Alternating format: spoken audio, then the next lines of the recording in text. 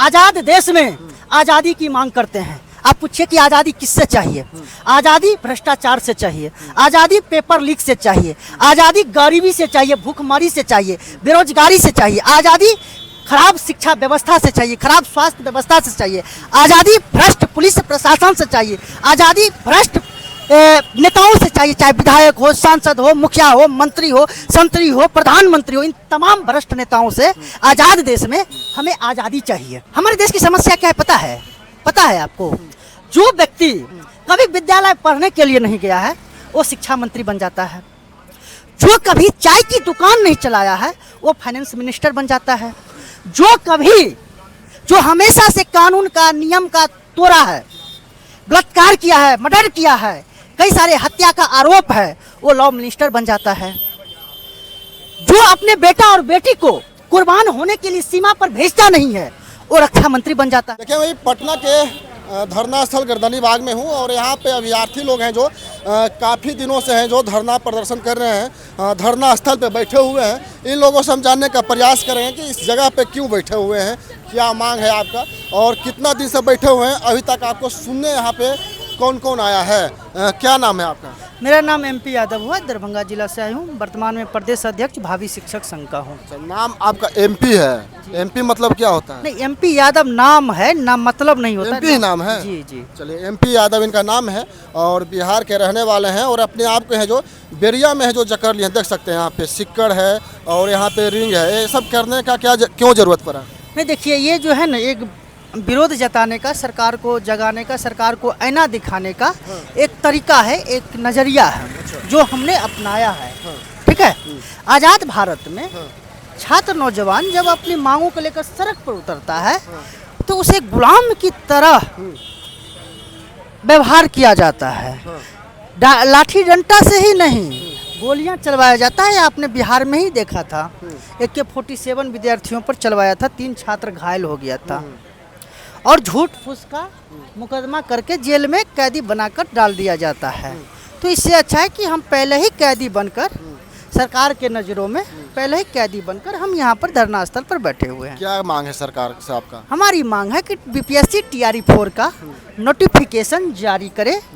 जो फरवरी में 46,000 रिक्तियाँ भेजा गया था BPSC को, उस 46,000 पर वैकेंसी आए।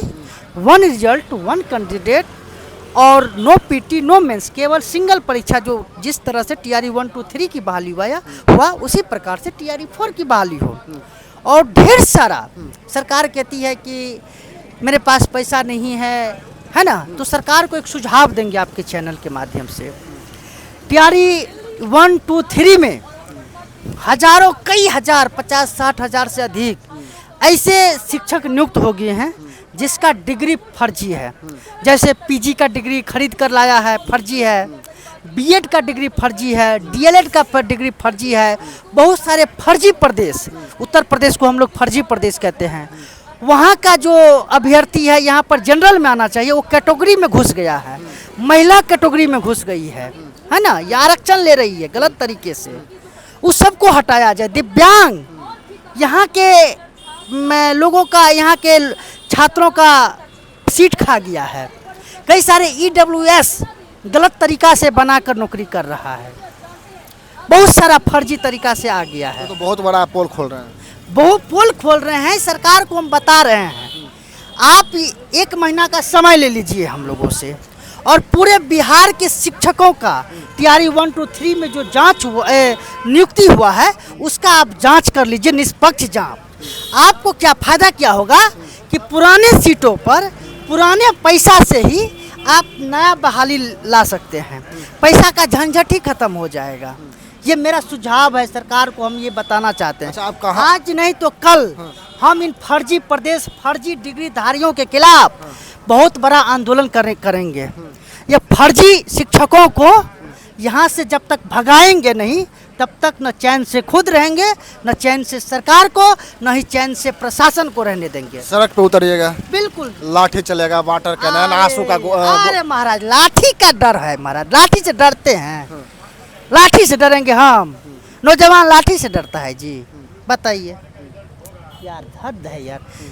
लाठी से हम लोग नहीं डरने वाले हैं। हम लोग जब तक अपनी मांग पूरा नहीं होता, लाठी चलाप तो गोली चलवा रहा है, डरे हैं का?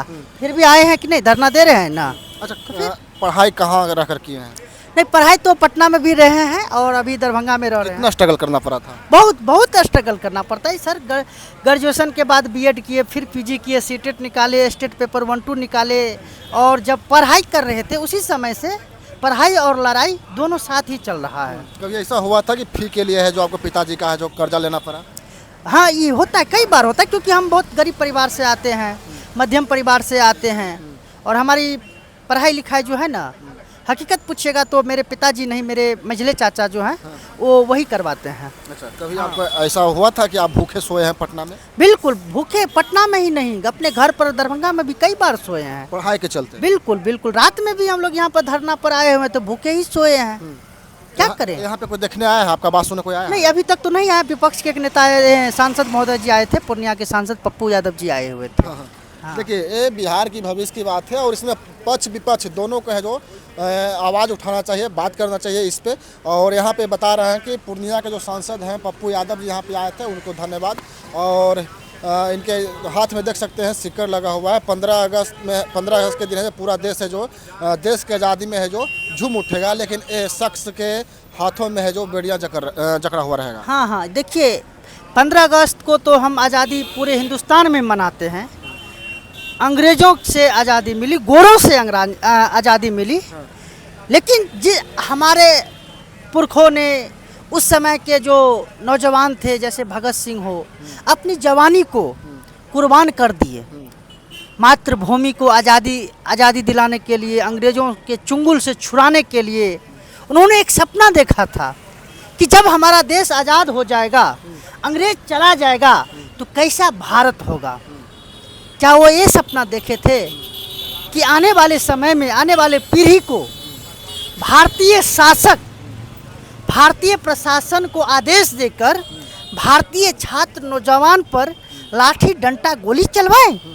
क्या इसी दिन देखने के लिए खुदीराम बोस जो बिहार से आते हैं, सबसे कम उम्र में फांसी के फंदों को चूम लिया था? इसी दिन के लिए बाबा साहब भीमराव अंबेडकर ने संविधान लिखा था। गांधी जी का सत्याग्रह, गांधी जी का संघर्ष क्या इसी दिन के लिए था? बहुत दुख होता है सर, बहुत तकलीफ होता है।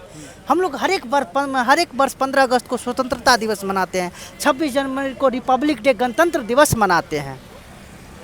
दुख होता है जब उस दिन झंडा फहराते हैं, जब उस दिन भाषण दिया जाता है, भाषण देते हैं, तो अपने आप को जब याद करते हैं, अपने संघर्ष, अपने सिस्टम को, अपने देश के, अपने प्रदेश के भ्रष्ट शासन प्रशासन को, तो बहुत तकलीफ होता है सर। कहीं ना कहीं को कहना है कि हम आज़ाद देश में अभी भी गुलाम हैं। बिल्कुल, हम आपके चैनल के माध्यम से आज़ाद देश में आज़ादी की मांग करते हैं।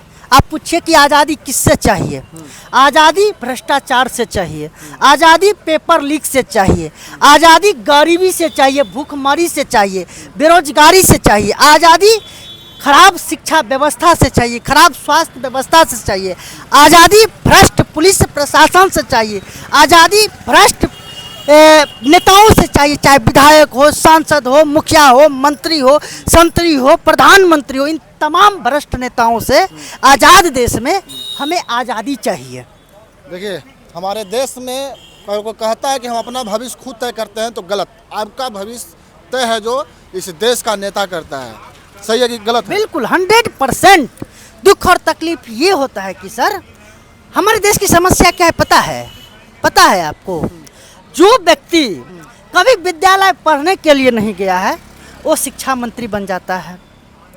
जो कभी चाय की दुकान नहीं चलाया है, वो फाइनेंस मिनिस्टर बन जाता है।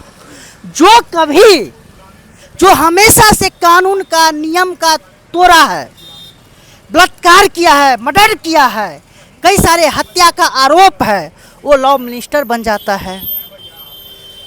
जो अपने बेटा और बेटी को कुर्बान होने के लिए सीमा पर भेजता नहीं है, वो रक्षा मंत्री बन जाता है। जरा सोचो आप, जिस नेता को रक्षा करने के लिए सैकड़ों जवान लगे रहते हैं, वो क्या देश की रक्षा करेंगे?